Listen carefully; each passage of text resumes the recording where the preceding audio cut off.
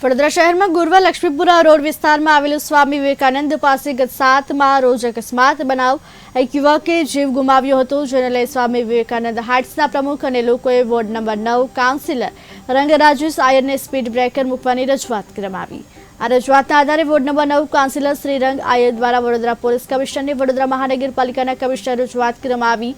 રજૂઆતના પગલે ward number 9 આવેલ સ્વામી વિવેકાનંદ હાઇટ્સના વિભાગ 1 અને 2 ટીપી 10 લક્ષ્મીપુરા પાસે વારંવાર અકસ્માતને અટકાવવા તાત્કાલિક ટ્રાફિક શાખાની મદદથી ગત રાત્રે સ્પીડ બ્રેકર બનાવવાની કામગીરી વોર્ડ નંબર 9 કાઉન્સિલર દ્વારા કરવામાં આવી।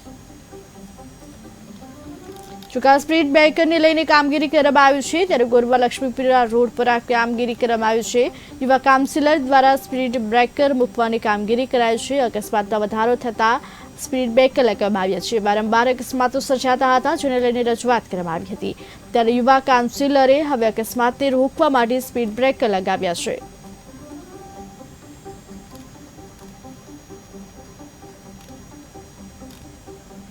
અંદર રવિવાર 7 તારીખના દિવસે જે દુર્ઘટના બની હતી અને જે ડમ્પર ચાલક દ્વારા વિસ્તારના જે 2 રહીશો અકસ્માત થયા હતા, એમાંથી એક અકસ્માતને કારણે એક જે વ્યક્તિ હતા એમનું ઘટના સ્થળે મૃત્યુ થયું હતું અને જે બીજા વ્યક્તિ હતા એમનું ગંભીર ઇજાઓ થઈ હતી।